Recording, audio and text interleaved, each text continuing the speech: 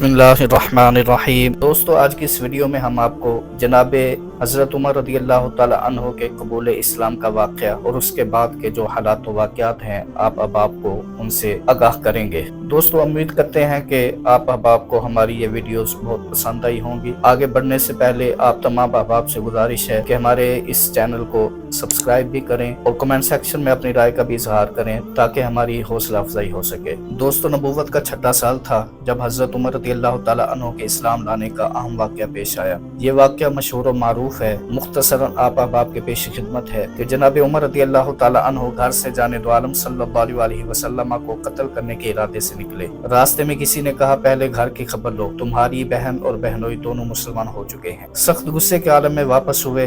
दरवाजे पर पहुंचे तो अंदर से कुरान पढ़ने की आवाज आई। गजब और गुस्सा और भड़क उठा। अंदर दाखिल हुए तो बहनोई को मारा पीटा और बहन को भी जख्मी कर दिया। फिर कहा, अभी तुम क्या पढ़ रही थी? बहन ने कहा, अल्लाह का कलाम। उन्होंने कहा, लाओ मुझे दिखाओ। बहन ने कहा, पहले गुस्ल करके पाक साफ हो जाओ। और गुस्ल के बाद जब उन्होंने अल्लाह का कलाम पढ़ा तो दिल की दुनिया में इनकलाब बर्पा हो गया। कहने लगे, मुझे रसूलुल्लाह सल्लल्लाहु अलैहि वसल्लम के पास ले चलो, मैं ईमान लाना चाहता हूँ। दोस्तों, इन दिनों जाने दो आलम सल्लल्लाहु अलैहि वसल्लम दारे अरकम में तबलीगी काम अंजाम दिया करते थे। चुनाचे ये लोग वहाँ गए और दरवाजा खटखटाया। एक सहाबी ने दरवाजे की झुर्री से आंख लगाई तो उमर रज़ी अल्लाह तआला अन्हु को तलवार हमायल किए खड़े देखा। उस सहाबी ने आपको खौफजदा अंदाज में मुत्तले किया कि बाहर उमर तलवार गले में डाले खड़ा है। शेर खुदा हजरत हमजा रज़ी अल्लाह तआला अन्हु पास ही बैठे थे। कहने लगे, डरने की क्या बात है, दरवाजा खोलो। अगर अच्छी नीयत से आया है तो खुश आमदीद, अगर बुरे इरादे से आया है तो उसी की शमशी से उसका सर कलम कर दूंगा। दरवाजा खोला गया तो हजरत उमर रज़ी अल्लाह तआला अन्हु अंदर दाखिल हुए। जाने दो आलम सल्लल्लाहु अलैहि वसल्लम ने पूछा, उमर कैसे आए हो? अर्ज़ की, अल्लाह उसके रसूल और उसकी किताब पर ईमान लाने हाजिर हुआ हूँ।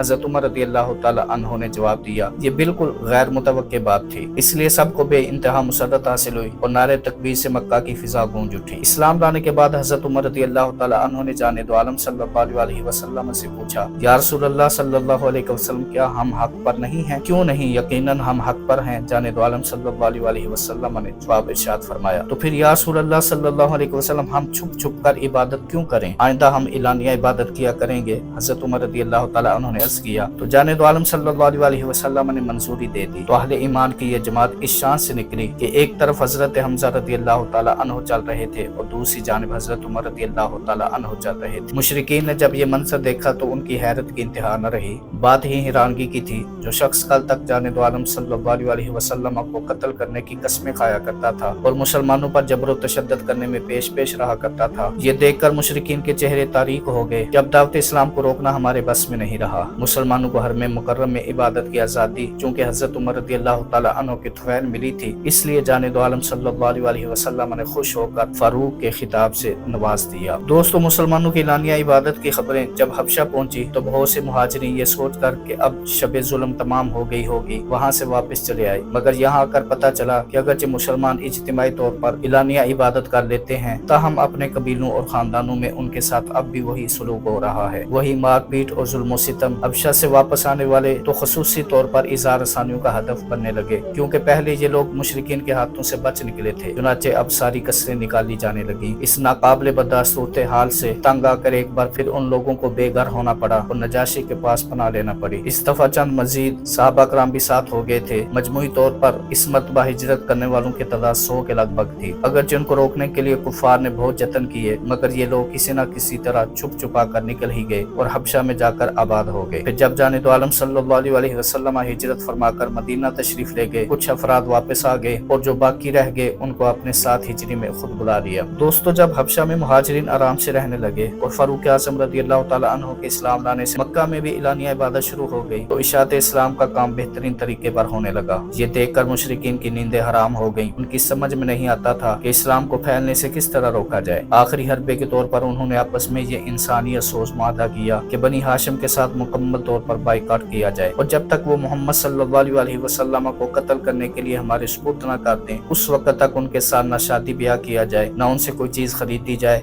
نہ उन पर कोई शय फरोख्त की जाए, न उनके साथ सुलह की कोशिश की जाए और न उनके साथ किसी किस्म की नरमी बरती जाए। दोस्तों, इस मुआहदे के लिए इतना एहतमाम किया गया, ये मुआहदा बाकायदा तौर पर तहरीर किया गया और काबा में अवेजा किया गया। इस जालिमाना मुआहदे को ज़ब्त तहरीर लाने वाले बदबख्त को उसके किए की सजा दुनिया में ही मिल गई और उसका लिखने वाला हाथ हमेशा के लिए शल हो गया। दोस्तों, इस बाइकाट के बाद बनी हाशिम शेब अबी तालिब में मशहूर हो गए। शेब अबी तालिब अबू तालिब की मरूसी जायदाद थी और एक दर्रानुमा घाटी की शक्ल में थी। दोस्तों, ये शदीद तरीन इब्तिला और आजमाइश का दौर था। कुरैश ना तो बनी हाशिम के साथ खुद खरीदो फरोख्त करते थे, न किसी दूसरे को करने देते थे। अगर बाहर से कोई तिजारती काफिला मक्का में आता और बनी हाशिम का कोई फर्द उससे कोई चीज खरीदना चाहता तो अबू लहब ज्यादा कीमत देकर वो चीज हासिल कर लेता और बेबस हाशमी खून के घूंट पी कर रह जाता। दोस्तों, ऐसे में आप खुद ही सोचिए कि उनके शब रोज किस तरह बसर होते होंगे। हजरत साद बिन अबी वकास रदियल्लाहु ताला अन्हु फरमाते हैं कि इन दिनों एक दफा रात को सूखा चमड़ा हाथ आ गया, मैंने उसको धोया, फिर आग पर भूना और पानी के साथ खा गया। जालिमों को मासूम बच्चों पर भी तरस नहीं आता था।